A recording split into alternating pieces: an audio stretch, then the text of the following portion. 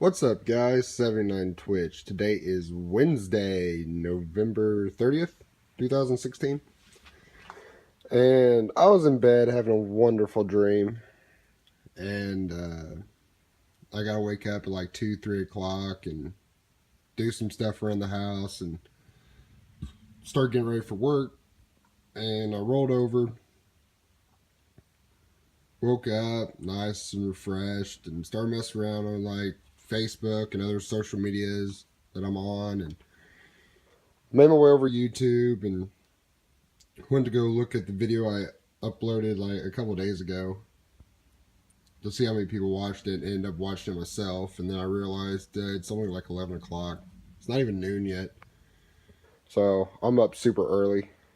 And in the video I was talking about a DPMS rifle that I've redone.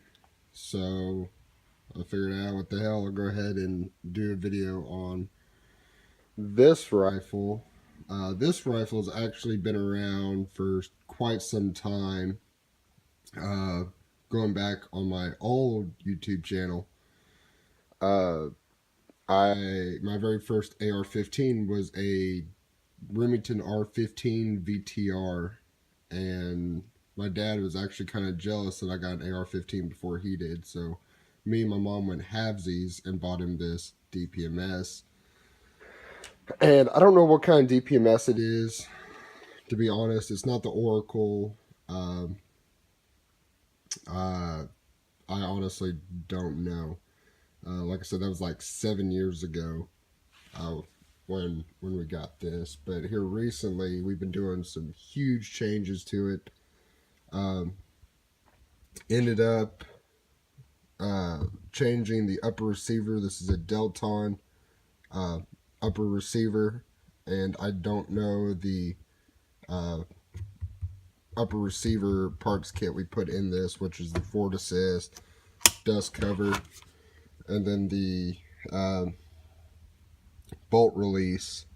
It's a different company, maybe a CMMG, or it might be a Delton, or it might be a DPMS. I'm not 100% sure. I just ordered all these parts online and bought this upper receiver for Dad for Christmas, last Christmas.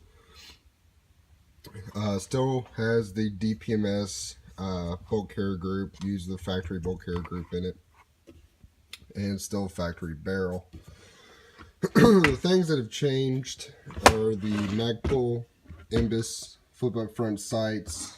This one before had a gas block with the rail on top, and we had some kind of cheap generic flip up sight for it. Plus the front gas block, the Picatinny rail that was on the gas block sits lower than this rail. So we had to do something.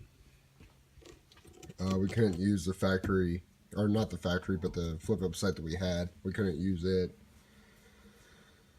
So I put a new gas block on, put a new gas tube in, so it could take this 15-inch key mod rail. This is the same key mod rail that's on my AR-15 that I built. I'm not really sure. Oh, it's a Tapco. There you go. If I read, Tapco vertical grip. I really don't like this grip. I don't think that my dad does either, but you know, it is what it is. That might change in the near future. Then we have some kind of it's a Yankee Hill Machine muzzle brake, very similar to my Fishbone brake, except instead of the slots at the side, it also acts as a flash suppressor with the holes drilled all the way around, as you can see.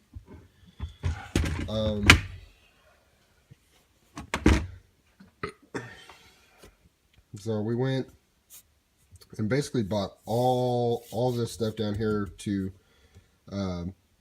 make the gun is what it is, excluding the vertical grip. We already had that.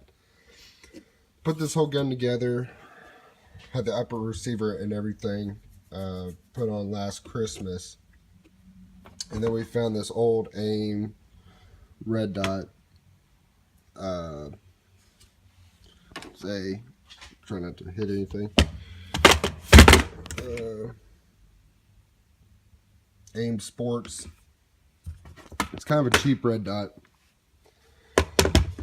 but it's nice. And then we just recently put,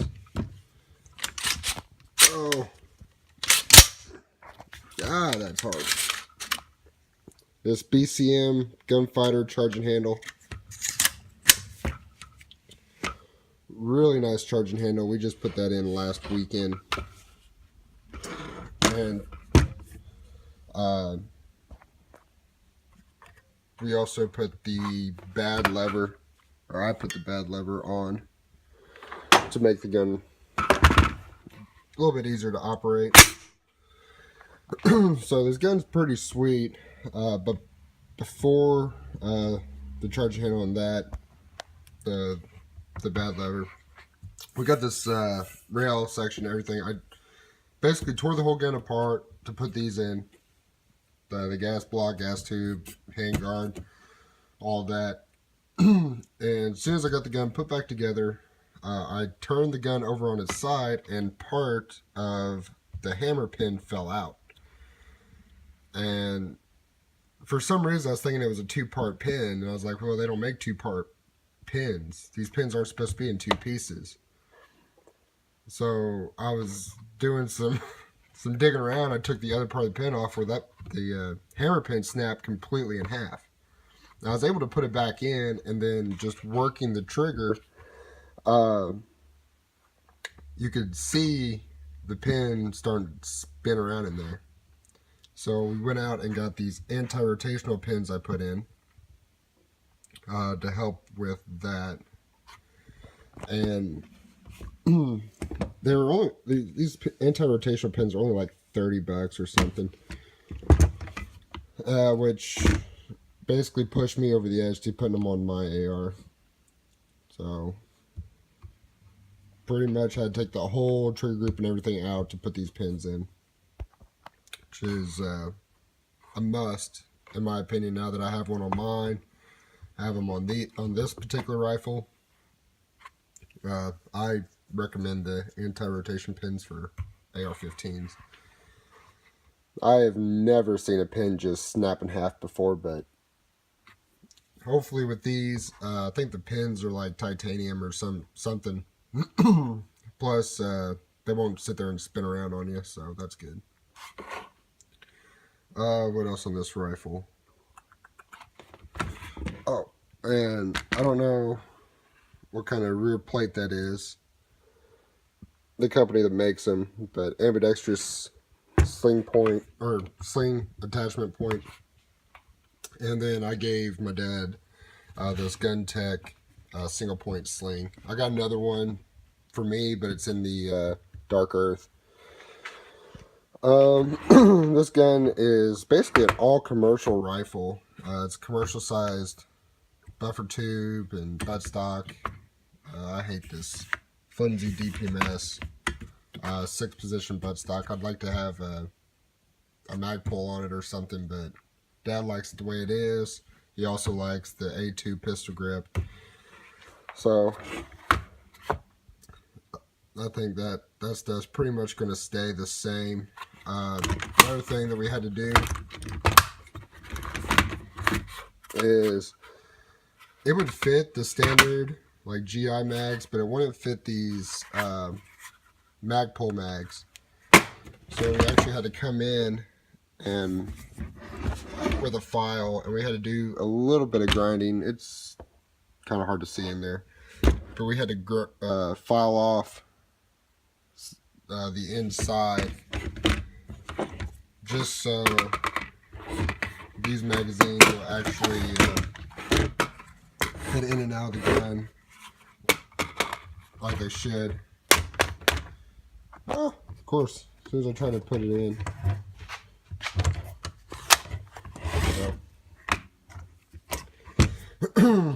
So with the Magpul mags, they didn't want to fit in this lower receiver, so we had to go in and do some filing in there to make these fit. Really tight fit, and they weren't drop free, so that was kind of a pain. But other than that, Uh, Pretty sure this rifle's done. I don't think there's anything else he wants me to do to it. So he's happy. I'm happy. This is actually a heck of a shooting gun. It is decently accurate. I feel that the one I built's a little bit more accurate. It is a lot softer shooting with the Yankee Hill machine muzzle brake, but uh, I got no complaints. He's happy with it. I've pretty much rebuilt this whole gun from factory. We got a whole bunch of spare parts from this rifle laying around. Need to find something to do with all these parts. But that is the DPMS rifle.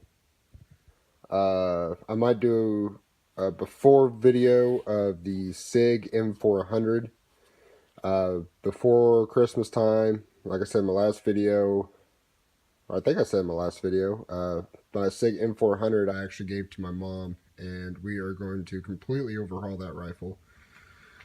I don't think we're going to do anything crazy like new gas block, gas tube, hand guards, and all that shit, but we will be making a change on the rifle. So, and some changes I've already done on the rifle from when I owned it. So look out for that video coming up. Still got a couple other videos coming up with some new purchases I've had. So stay tuned for those. If you guys have any questions, comments, whatever, get a hold of me. Please subscribe to keep up with the new videos that'll be coming out hopefully here within a couple weeks, months, whatever. And hit that like button. And thank you for watching.